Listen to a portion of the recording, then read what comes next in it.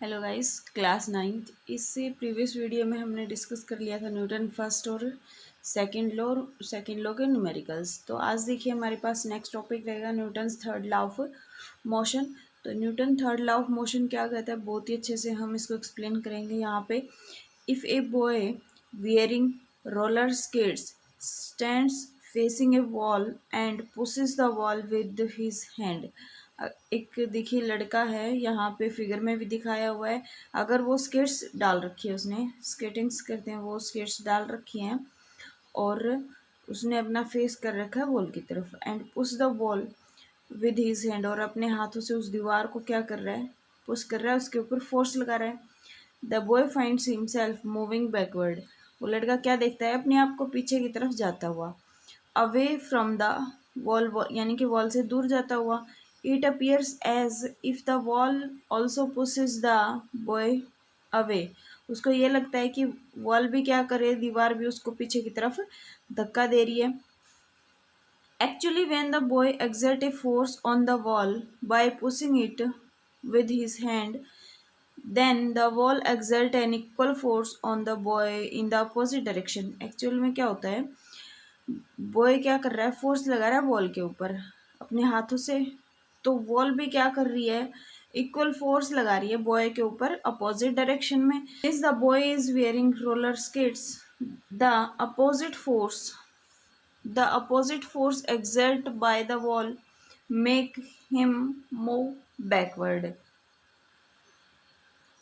Skates की वजह से वो क्या होगा, पीछे की तरफ मूव बैकवर्ड, पीछे की तरफ, यानी कि अपोजिट डायरेक्शन में फोर्स लग के वो पीछे की तरफ जाएगा। इन फिगर 26A पहले फिगर में क्या दिखाया गया, the boy on roller skates is exerting force on the wall towards left side, यानी कि लेफ्ट साइड की तरफ क्या कर रहा है, वो दीवार के ऊपर फोर्स लगा रहा है। The wall exert an equal force on the boy towards right side, और जो दीवार है वो उसके अपोजिट साइड में, यानी कि इक्वल फोर्स लगाएगी राइट साइड में। ठीक है, due to this the boy moves backward to the right side. इसकी वजह से बॉय क्या करेगा, मूव करेगा बैकवर्ड, पीछे की तरफ, किधर, राइट साइड में, जो कि फिगर यहाँ पे 26 के बी में दिखाया गया है कि उसको पीछे की तरफ फोर्स लगा के धक्का दिया गया वॉल के द्वारा। From this discussion we conclude that when a boy exert a force on the wall exert an equal and opposite force on the boy. तो यहाँ से क्या कंक्लूजन निकालेंगे, जितना बॉय फोर्स लगा रहा है वॉल के ऊपर, तो वॉल भी उतना ही इक्वल फोर्स लगा रही है, लेकिन अपोजिट डायरेक्शन में, किस पे, बॉय के ऊपर। This is just an illustration of Newton third law of motion. ये थोड़ा सा एक Newton third law of motion के बारे में था, अभी इसका एक्सप्लेनेशन अच्छे से करेंगे। क्या है, when one body influences another body by applying force। Influence का मतलब होता है दोनों बॉडी आपस में इंटरेक्ट में आती है, पास आती है, कॉन्टेक्ट में आती है एक दूसरे के। When one body influence another body by applying force, we say that the first body is interacting with the second body. हम ये बोलेंगे एक बॉडी दूसरे के साथ क्या है, इंटरेक्ट में आ रही है। In any interaction between two bodies there are always two force that come into play। जब भी दो बॉडी इंटरेक्शन में आती है तो वहाँ पे हमेशा दो force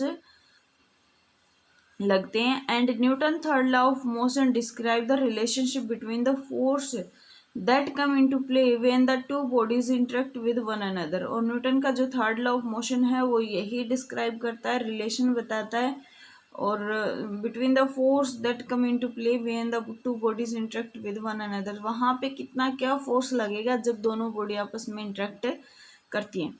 According to Newton third law of motion, whenever one body exert a force on another body, according to Newton third law के अकॉर्डिंग हम क्या बोलेंगे, जब एक बॉडी एक्सर्ट करती है फोर्स दूसरी बॉडी के ऊपर, तो जो दूसरी बॉडी है, सेकेंड बॉडी एक्सर्ट है, तो दूसरी बॉडी है वो भी इक्वल फोर्स लगाएगी। अब लेकिन डायरेक्शन क्या हो जाती है उसकी, अपोजिट।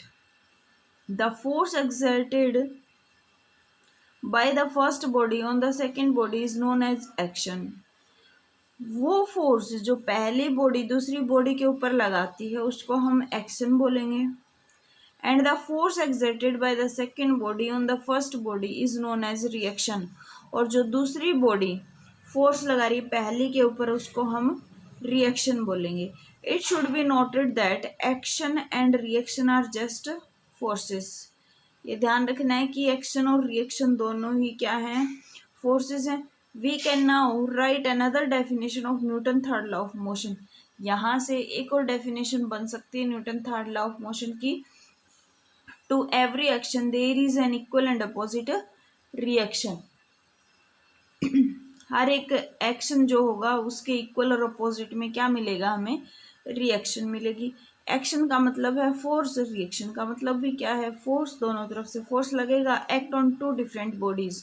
और ये हमेशा ध्यान रखना है कि जो फोर्स लगेगा वो हमेशा ही हमारे पास दो बॉडी होंगी अलग अलग, यानी कि जो न्यूटन का थर्ड लॉ है वो हमेशा टू बॉडी पे अप्लाई होगा, बट दे एक्ट साइमल्टेनियसली। लेकिन वो एक्ट करेंगे साइमल्टेनियसली, एक के बाद एक, पहले एक्शन होगा फिर reaction. We will now describe a simple experiment to prove the Newton's third law of motion, that is, to prove that action and reaction are always equal and opposite। अब इस चीज़ को हम यहाँ पे प्रूव करके देखते हैं कि जो हमेशा एक्शन और रिएक्शन होगा वो हमेशा ही इक्वल और अपोजिट कैसे होगा। We take two similar spring balance A and B and join them hook to hook as shown in figure। दो फिगर है हमारे पास, एक ए है एक बी है, उसको किससे, हुक से यहाँ पे ज्वाइन कर लिया दोनों को, ठीक है। The other end of spring balance B is attached to a hook H. जो बी वाला है उसको हमने किससे, यहाँ पे वॉल के साथ हुक एच से कनेक्ट किया है, H fixed in a wall. Let us pull the free end of the spring balance A to right side by our hand. और राइट साइड में हमने किससे इसको फिक्स कर दिया, हमारे हैंड से। We find that both the spring balance is shown the same reading. दोनों के दोनों जो हमारे पास स्प्रिंग है वो सेम रीडिंग दे रहे हैं। For example in figure 28 both the spring balances show the same force of 4 Newton. दोनों के दोनों का जो हमारे पास स्प्रिंग है उसकी रीडिंग कितनी है, 4 न्यूटन है। This can be explained as follows. When we pull the balance A, अब हम क्या कर रहे हैं, ए बैलेंस को पुल कर रहे हैं। It exert a force of 4 newton on the balance B. तो वो कितना फोर्स लगाएगा, 4 न्यूटन का लगा रहा है बी के ऊपर। The balance B pull the balance A. Balance जो बी है वो ए को पुल कर रहा है with an equal force of 4 newton. कितने फोर्स से, 4 न्यूटन से, but in the opposite direction. लेकिन किस डायरेक्शन में, अपोजिट डायरेक्शन में। In other word when balance A exert a force of action on balance B. Other word क्या बोल सकते हैं हम, when balance A exert a force of action on balance B. जब ए जो spring है वो फोर्स लगा रहा है बी के ऊपर, then B exert an equal and opposite force of reaction on balance. तो वो जो बी वाला है वो भी अपोजिट डायरेक्शन में क्या करेगा, रिएक्शन करेगा। Since both the spring balances show the same reading, इसका मतलब दोनों के दोनों स्प्रिंग सेम रीडिंग शो कर रहे हैं। We conclude that the action and reaction forces are equal in magnitude. हम यहाँ से क्या बोल सकते हैं, इक्वल जो फोर्स है हमारे पास एक्शन और रिएक्शन है मैग्नीट्यूड में क्या होंगे, सेम होंगे, ठीक है। In figure 28 we find that the action force is acting towards east. यहाँ फिगर में हम क्या बता रहे हैं, एक्शन किधर लग रहा है, ईस्ट में, एंड द रिएक्शन फोर्स किधर है, एक्टिंग टुवर्ड्स वेस्ट। दस action and reaction force act in opposite direction. Opposite, ये देखो यहाँ एक्शन है, ये इसकी डायरेक्शन ये है, यहाँ पे रिएक्शन है, इसकी डायरेक्शन ये इक्वल है 4 और 4, लेकिन दोनों की डायरेक्शन क्या है, अपोजिट है। तो हम न्यूटन थर्ड लॉ से क्या बोल सकते हैं, to every action there is an equal and opposite reaction. Clear है, ये था हमारे पास न्यूटन का थर्ड लॉ। और एक्शन और reaction act two different bodies कैसे होगा, ये हम एक थोड़ा सा अलग सा टॉपिक बना लेते हैं, इसको नेक्स्ट वीडियो में डिस्कस करेंगे। आज के लिए इतना ही, थैंक यू।